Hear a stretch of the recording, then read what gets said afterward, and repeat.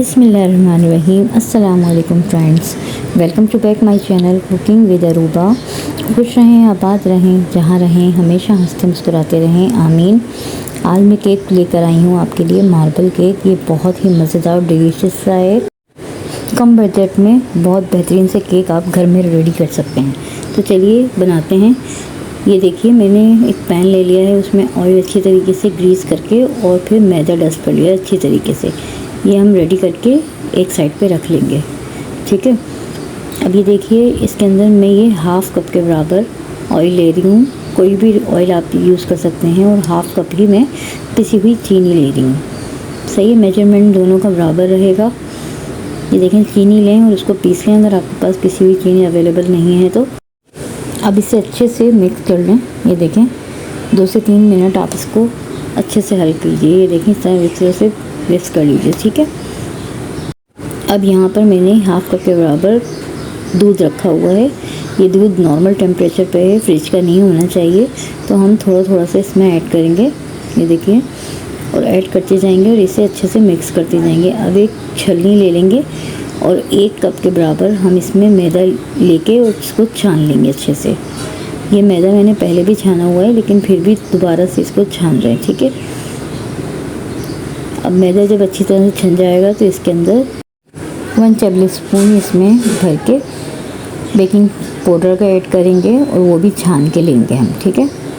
ये देखिए, मैदा हमारा छन चुका है। तो अब 1 चम्मच हमने बेकिंग पाउडर ले लिया है और हाफ़ चम्मच के बराबर हम बेकिंग सोडा ऐड करेंगे, ठीक है।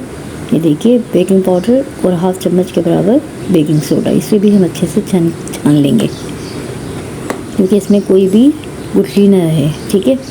और ये एक लेस केक बना रहे हैं हम, तो इसमें अंडों का इस्तेमाल नहीं होगा, ठीक है। अच्छी तरीके से अब इसको हम मिक्स करते जाएंगे और मिक्सिंग हमने एक ही साइड पे करनी है, ठीक है। अब थोड़ा थोड़ा सा हम दूध इसमें ऐड करते जाएंगे और इसको मिक्स करते जाएंगे, ठीक है।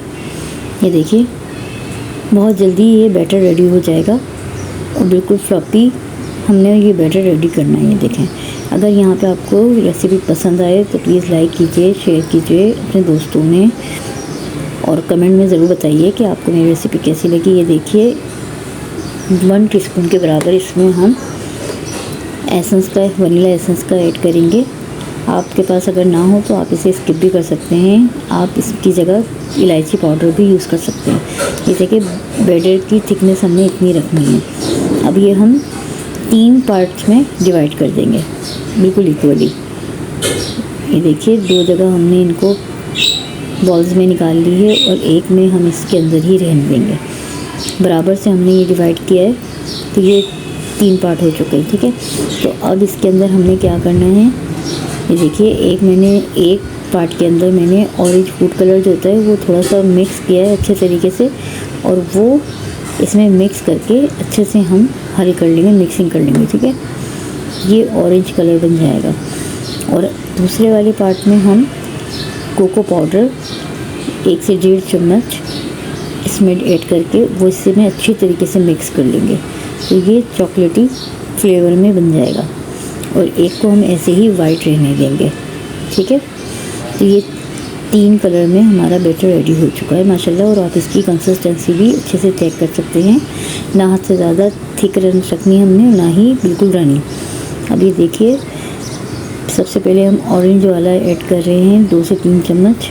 इसको हमने अच्छे से फैला के और अच्छी तरीके से हमने हाथ से इसको फैलाना है और नीचे थोड़ा सा इसको क्या मैंने टैप करना है। अब ये देखिए, इसके ऊपर हम कोको पाउडर का मिक्सचर ऐड कर रहे हैं, इसके ऊपर हम वाइट कलर का। तो हर दफ़ा हमने इसको टैप करते जाना है ताकि इसमें कोई भी ज़रा सा भी क्या ना गुठली वो ना रहे, इसके अंदर हवा ना रहे, ठीक है।